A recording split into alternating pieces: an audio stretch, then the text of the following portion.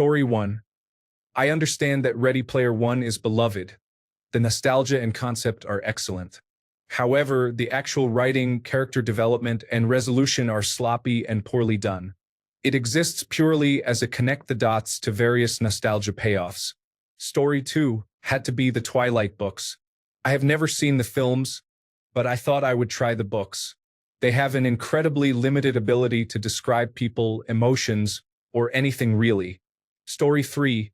All of Dan Brown's books, such as The Da Vinci Code and Angels and Demons, have very similar plots. The only difference is the setting and the interesting trivia around it. Story 4. John Updike Terrorist has to be the worst novel ever written. Stephanie Meyer Twilight. The fact that she gives lectures on English literature is an insult to both the English language and literature. L. James 50 Shades of Grey. I had a literature professor at the University of Florida say, and I quote, "To call this rubbish would be to raise the bar of excrement to some level of respectability." L. Ron Hubbard Battlefield Earth. Do I need to say more? Story 5. Ready Player One was poorly written. No editor reviewed the book before it was published. The nostalgia factor was its only appeal. Story 6. How I Met Your Mother. We do not know how to give this a satisfying ending after meeting the mother. Let's just kill her off with cancer and have Ted go back to Robin. Story 7. 50 Shades of Grey. I could only struggle through the first 4 chapters of the book. It was poorly written fan fiction. How it was made into a movie, I will never understand. Story 8. Does the movie World War Z count? The book is excellent and not at all lazy. However, the movie is appalling. It is literally a series of unfortunate events featuring Brad Pitt. Not referring to that writing other than in name. Story 9. Season 5 of Yellowstone, or any scene where the writer included himself as Travis. Story 10. Dan Brown, The Da Vinci Code. The plot was a lazy rip-off of medieval conspiracy theories, and the writing was atrocious. Wyatt Earp movie. My husband recently put it on because he swore we had never seen it. We had, and we both fell asleep. The dialogue is so cringeworthy and bad, but not bad enough to be fun. Every single character reminds you how much better Tombstone is. Actually, I don't even know if it fits the criteria of this post because it might not be highly liked, but I'm still mad that I had to watch part of it again. Star Wars. A New Hope seemed brilliant when I was a kid, but George Lucas cannot write dialogue to save his life. I still have a lot of nostalgic love for it though. Story 11. Jon Snow in the show. Once there was no more source material, he simply became a character who could not tell a lie. Story 12. The Trials chapters of A Court of Thorns and Roses.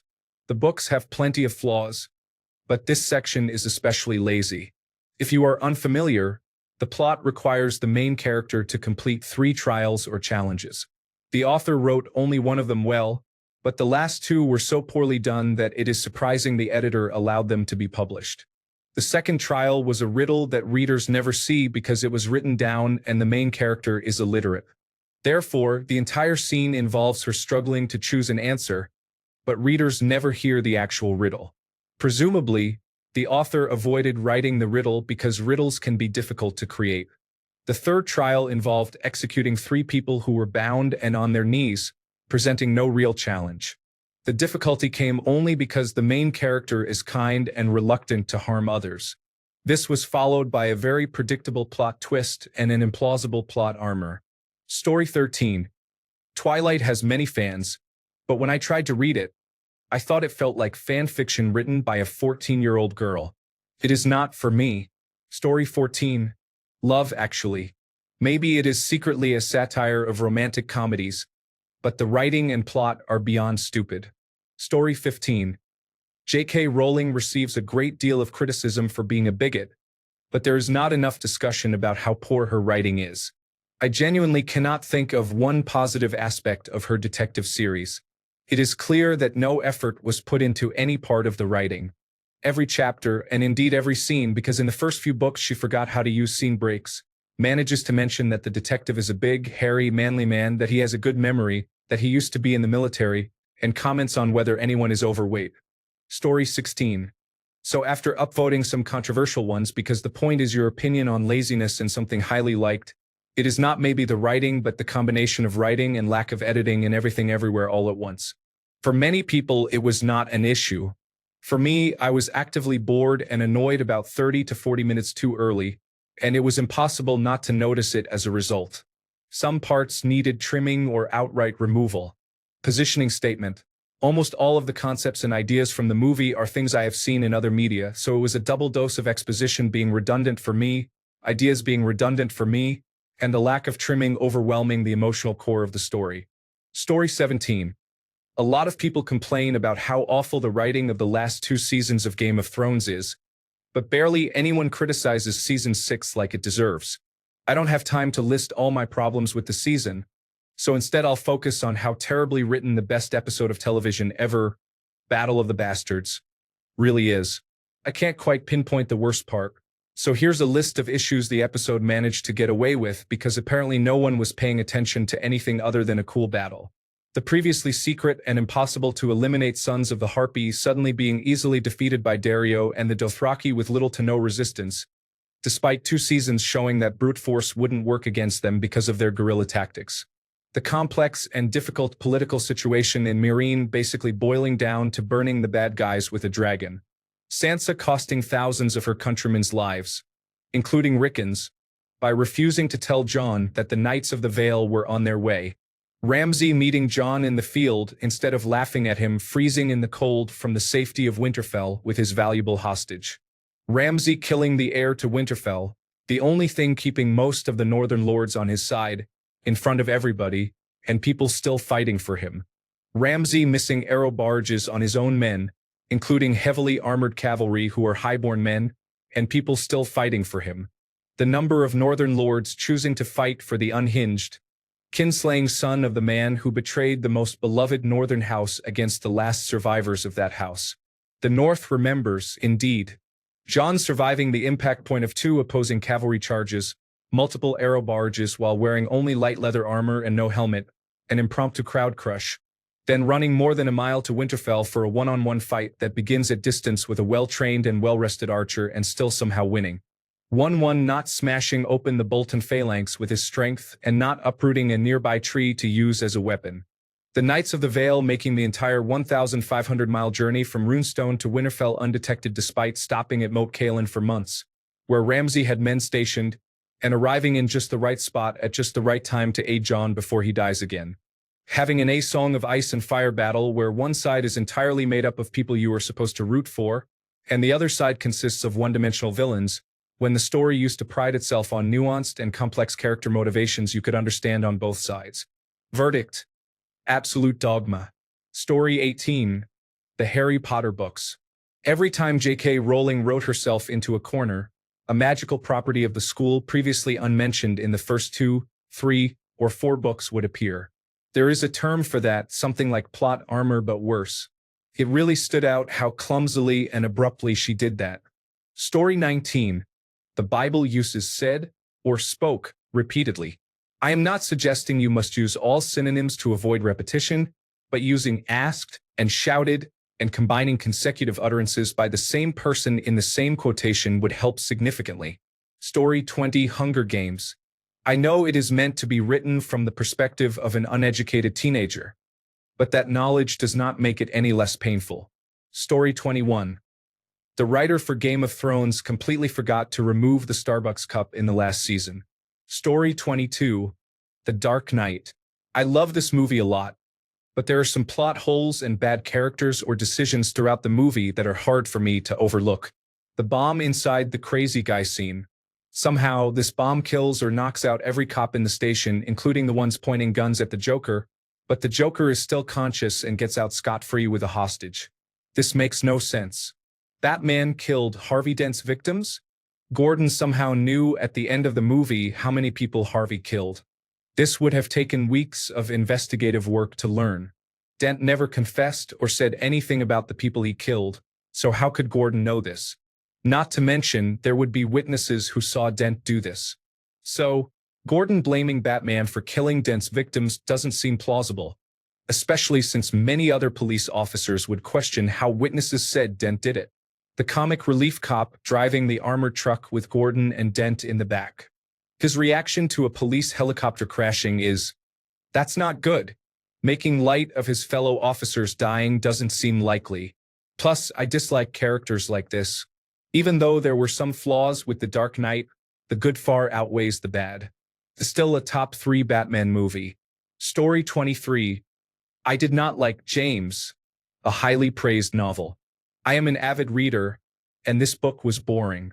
I was glad to finish it, which is not a good thing. Also, Something in the Water was a Reese Witherspoon book club selection, and it was poorly written. There were more plot holes than I could count. It was a total waste of time. Story 24. I usually don't read the most popular books precisely because they aren't challenging enough, but I went through a period of investigating young adult novels to see if there was anything there I might want to read because they were the only ones still receiving widespread attention. All of the ones I read, though popular and acclaimed, were bad. But the worst was Fangirl by Rainbow Rowell. Evidently, it was written in a month for National Novel Writing Month, and it reads like it. The main character was ostensibly a scholarship student, but she was also intellectually incurious and completely ignorant even of the one area she supposedly excelled in, which was academics. She was never portrayed as having any intellectual interests of her own or even reading a single book other than the Simon Snow series, a cheap Harry Potter and Twilight knockoff but made gay. Simon Snow is a student at wizard school who gets into a romantic relationship with a male vampire, except for one time when she read The Outsiders to her functionally illiterate boyfriend so he could pass his exam on it. What did this girl get a scholarship for? Writing fanfiction? She was so ignorant of how college works that she didn't know you have to apply for admission to a college before transferring there. How did she get into the university then? She was portrayed as agoraphobic with social anxiety, but all it took was for her roommate to drag her out to the cafeteria, and suddenly she was snarking at her fellow students and had forgotten anything like shyness or fear of social interaction. She was supposedly admitted to an upper-class creative writing course, even though she was completely unaware that this required original work, and was shocked by the fact that her professor insisted that her fanfiction was not suitable for an upper-class writing course. So how did she ever persuade her professor to let her skip the prerequisites? She received an incomplete from the professor, who should have failed her, pending her writing an original short story for the end-of-term project. Naturally, she was such a genius, even though we never saw that genius at work, that she was able to produce something on the eve of the deadline so great that it got published in the university literary magazine and won a prestigious prize. As a reader of classics and literary fiction, I also appreciated the touch that the only 2 people depicted as having any interest in literary writing were portrayed as out of touch and authoritarian, the professor or smarmy and awful Nick. As you can see from my summary, there were a host of different characters and narratives within the narrative that ideally should have been clearly differentiated by their tone. But they were not. It was all the same indistinguishable slop whether we were reading the main character's fanfiction, the real Simon Snow excerpts, or her interactions with other characters, who were not distinguished by voice either, only by character name. Story 25. Maybe not the laziest, but I watched Ocean's 12 the other day. There is a subplot where they bring Danny Ocean's wife, Tess, into the heist plan. They plan to disguise her as someone else and use her to get into the museum to steal a priceless egg. They disguise her as Julia Roberts. This is already far-fetched, but the actress who plays Tess is none other than Julia Roberts. The plan fails because Bruce Willis shows up and recognizes her, which leads to a series of other events. However, they were planning to get caught anyway. The whole ending feels like it was written as a joke. Another character turns out to be the long-lost daughter of a famous super thief who helps the main characters outsmart the other super thief. My recollection is that none of this was foreshadowed.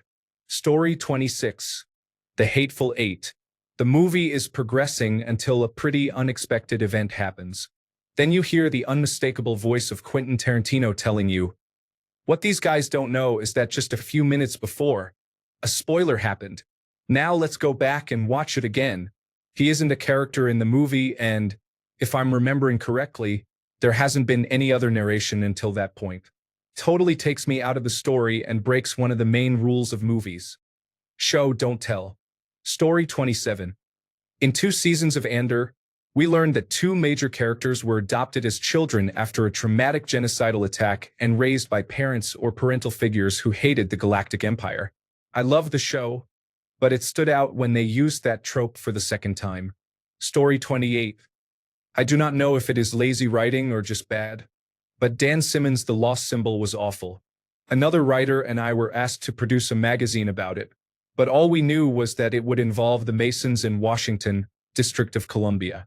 Only about 10% of what we wrote was actually in the book, which was not surprising.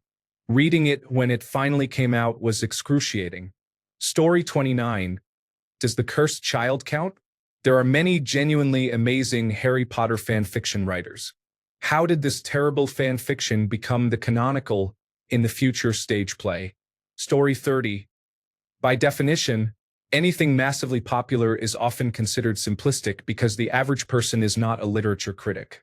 Star Wars is often criticized for its unrealistic elements. For example, the idea that characters fight with swords and the recurring storyline about destroying the Death Star. In contrast, Star Trek, The Next Generation is essentially a show with social and political themes presented within a science fiction context. The franchise originally offered complex storytelling, but over time it shifted to resemble Star Wars, with each story trying to incorporate familiar characters such as Spock. The Next Generation was considered too intellectual by some, leading to changes. Story 31. I don't know, but I love Charles Bukowski's style of writing that others would probably hate. It's definitely not lazy, though. Thanks a bunch for sticking around till the end of the video. Remember to subscribe, and until next time, stay awesome and goodbye.